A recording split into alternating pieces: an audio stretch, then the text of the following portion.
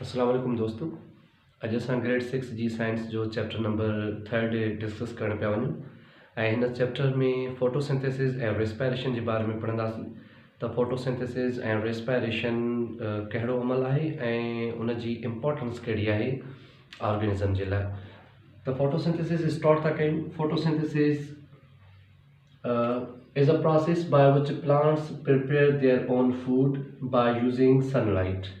Photosynthesis हिकिड़ो अहिड़ो process आहे जंहिंजे ज़रिए प्लांट्स पंहिंजो खाधो पाण तयारु कंदा आहिनि। इन प्रोसेस खे सॾींदा आहियूं फोटोसिंथेसिस।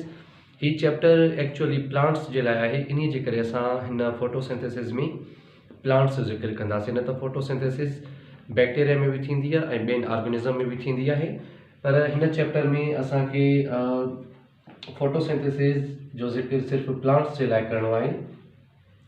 त ओवरऑल हिन फोटोसिंथेसिस जे प्रोसेस के मूं सिंपल हिकु इक्वेशन जे ज़रिए सम्झाइण जी कोशिशि कई आहे। अगरि जेकॾहिं ही इक्वेशन तव्हांखे सम्झ में अची वेंदी त ओवरऑल तव्हांखे फोटोसिंथेसिस जो प्रोसेस सम्झ में अची वेंदो।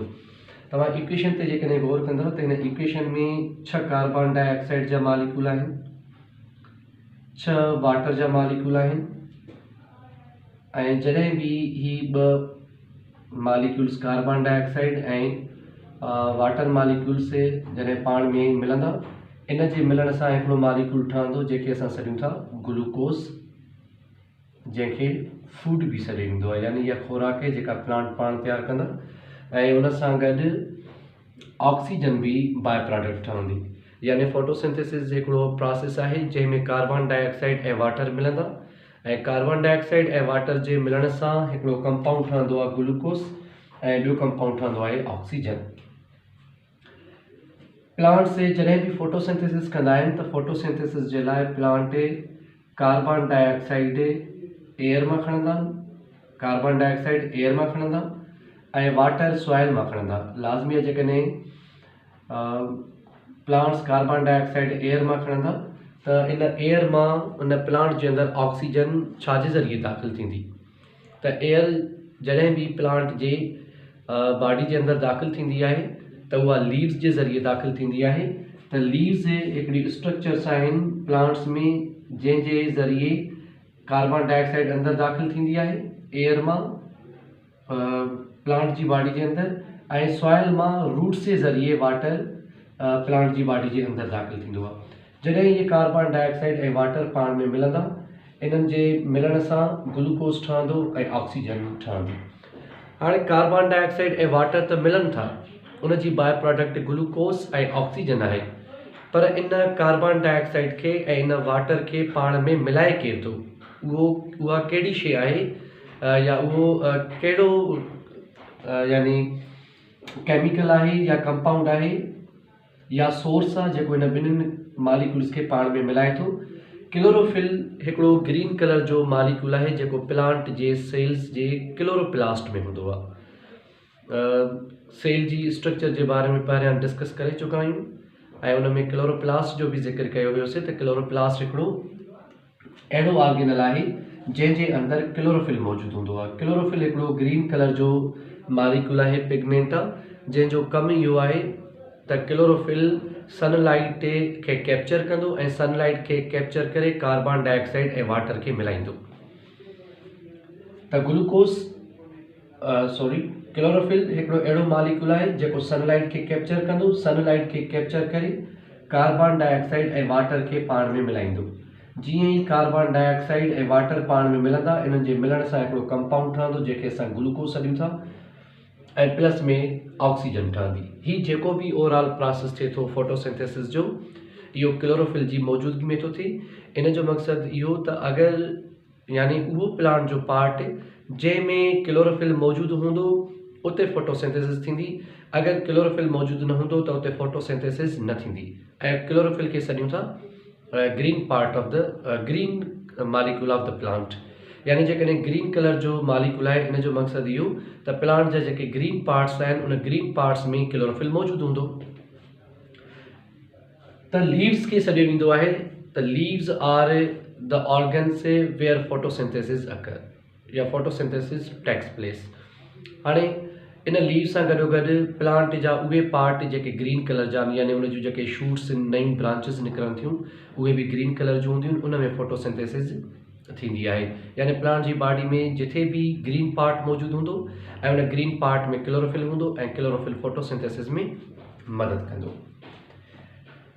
लीफ जी जेकॾहिं स्ट्रक्चर खे स्टडी कयूं, लीफ इन जे करे इम्पॉर्टेंट आहे स्टडी करण जो फोटोसिंथेसिस जो प्रोसेस तक़रीबन लीव्स में तमामु घणो थींदो आहे। त इन लीव्स खे असां सॾींदा आहियूं द फैक्ट्री ऑफ फोटोसिंथेसिस, यानी उहो पार्ट प्लांट जो जिते फोटोसिंथेसिस तमामु घणी थींदी आहे। अगरि जेकॾहिं असां हिन लीफ जी स्ट्रक्चर खे स्टडी कंदासीं त लीफ जो हितां कुझु पार्ट असां कट करे ऐं उनखे जॾहिं माइक्रोस्कोप ते स्टडी कयो वेंदो त हिन लीफ जो जेको अपर पार्ट आहे, मतिलबु हीअ तव्हांखे डायग्राम सम्झ में न अचे, मां हथ जे ज़रिए सम्झायां थो तव्हांखे। हीअ जेको हथ जो मथियों हिसो आहे, सपोज़ कयो त हीअ पन आहे, हिन जो जेको मथियों हिसो आहे इनखे असां सॾियूं था अपर एपिडर्मिस यानी अपर स्किन, ऐं हिन जो हेठियों जेको पासो आहे लीफ जो इनखे चइबो आहे लोअर एपिडर्मिस, ऐं उनजे दरमियान वारो जेको हिसो आहे यानी हिन जे अंदरि जेको बि विच वारो हिसो हूंदो उन हिसे खे असां सॾींदा आहियूं mesophyll layer. Mesophyll layer leaf जो अंदरियों हिसो आहे जिथे मुख़्तलिफ़ क़िस्म जा सेल्स मौजूदु हूंदा आहिनि। बाक़ी जेके लीफ जो मथियों सरफेस हूंदो आहे इनखे असां सॾींदा आहियूं अपर एपिडर्मिस, ऐं ॿियो पार्ट आहे लोअर एपिडर्मिस, ऐं उनजे सेंटर वारो जेको हिसो आहे उनखे सॾिबो आहे मीज़ोफिल लेयर। हिते ग्रीन मार्कर सां इन जे करे मूं हिनखे लेबल कयो आहे त विचें हिसे में जेके भी सेल्स हूंदा आहिनि जिन खे असां मीज़ोफिल सेल्स सॾींदा आहियूं। इन मीज़ोफिल सेल्स में क्लोरोप्लास्ट जी अमाउंट तमामु घणी हूंदी आहे।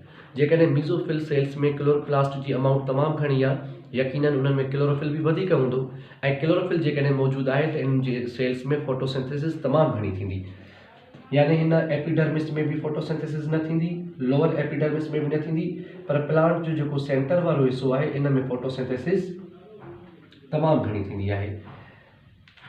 जेकॾहिं असां एपिडर्मिस जे सेल्स खे ॾिसूं त एपिडर्मिस जा जेके सेल्स आहिनि उहे प्लांट खे प्रोटेक्शन में हेल्प कंदा आहिनि, ऐं उनजे अंदरियों पासे लाइ जेके सेल्स आहिनि, हिकिड़ा सेल्स उहे आहिनि जेके बिल्कुलु हिकिड़े प्रॉपर अरेंजमेंट में आहिनि जिन खे असां सॾींदा आहियूं पेलीसेड लेयर, ऐं ॿियो लेयर आहे स्पंजी लेयर जंहिंजे दरमियान एयर स्पेसिस मौजूदु आहिनि। इहो जेको विच वारो हिसो आहे लीफ जो इनखे असां मीज़ोफिल लेयर सॾींदा आहियूं, ऐं इन मीज़ोफिल लेयर में जेके भी सेल्स आहिनि सभु फोटोसिंथेसिस में इन्वॉल्व हूंदा आहिनि। हिन लोअर एपिडर्मिस में हिकिड़ी ख़ासि स्ट्रक्चर नज़र अचे थी, ओपनिंग नज़र अचे थी, जंहिंखे असां सॾियूं था स्टोमा, यानी जेकॾहिं हिन लोअर एपिडर्मिस जे सेल्स खे वॾो करे ॾिसूं, हीअ हिकिड़ो सेल आहे, हीअ भरिसां हुनजी ॿियो सेल आहे। हिन ॿिनि सेल्स जे मिलण जे करे हिते जेका ओपनिंग ठही आहे इन ओपनिंग खे चइबो आहे स्टोमा। जॾहिं तमामु घणा स्टोमा हूंदा त उनखे चवंदासीं स्टोमेटा, ऐं जेकॾहिं हिकिड़ो हूंदो त उनखे असां सॾींदासीं स्टोमा।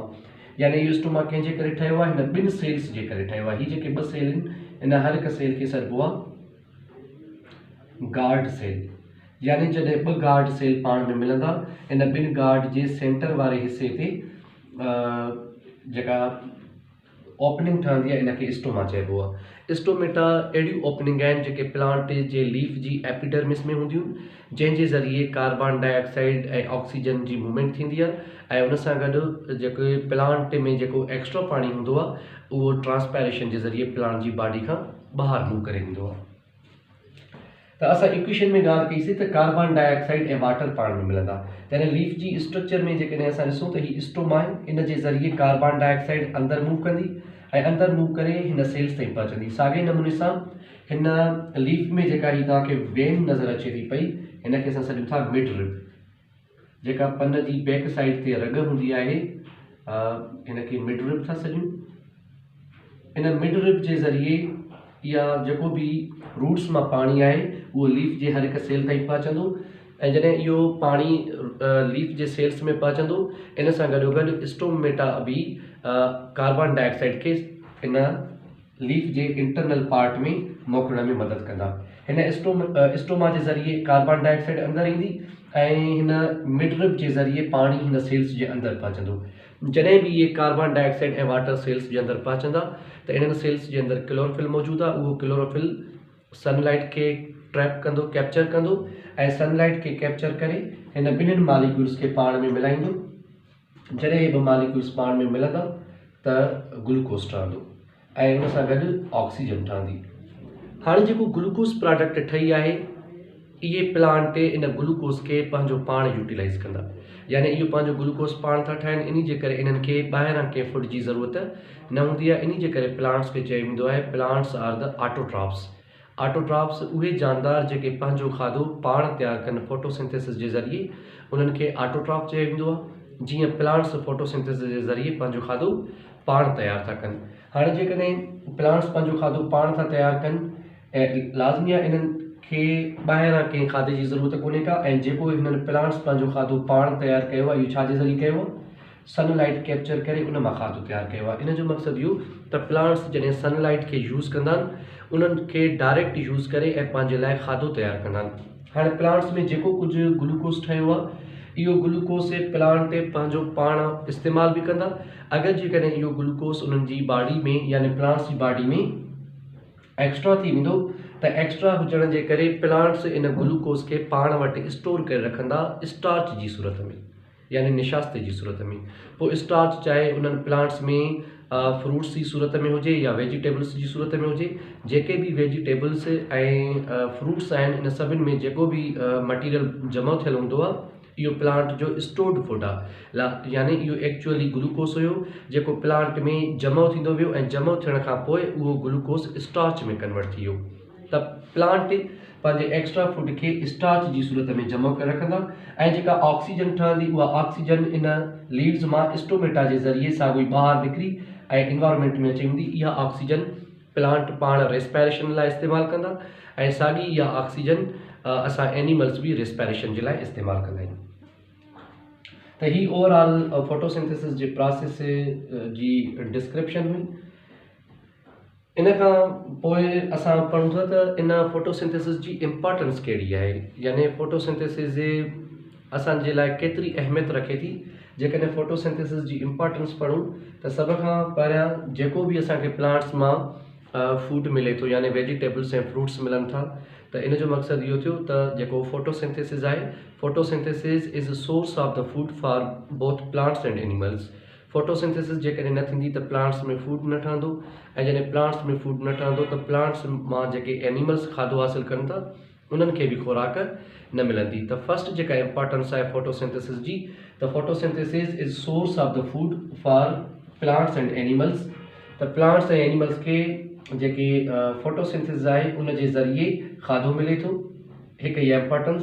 ॿी इम्पोर्टेंस इहा आहे त फोटोसिंथेसिस जे दौरान जॾहिं ऑक्सीजन ठहंदी आहे, त प्लांट्स उहा ऑक्सीजन पंहिंजे इन्वायरमेंट में यानी लाइब्रेट कंदा आहिनि स्टोमेटा जे ज़रिए। उहा ऑक्सीजन जॾहिं इन्वायरमेंट में मूव करे वेंदी, उहा ऑक्सीजन असां ऐं प्लांट्स रेस्पायरेशन जे लाइ इस्तेमालु कंदा आहियूं। इन जो मक़सदु इहो थियो the photosynthesis also provides oxygen for the respiration. ऐं ॿी पॉइंट आहे त प्लांट जॾहिं फोटोसिंथेसिस कंदा त फोटोसिंथेसिस जे लाइ उहे एयर मां कार्बन डाइऑक्साइड पाण खणंदा। हाणे जॾहिं प्लांट्स एयर मां कार्बन डाइऑक्साइड खणंदा, त इहा कार्बन डाइऑक्साइड उहा फोटोसिंथेसिस जे लाइ इस्तेमालु कंदा। तॾहिं चयो वेंदो आहे त तव्हां वधि में वधि वण पोखियो। वण पोखण सां छा थींदो?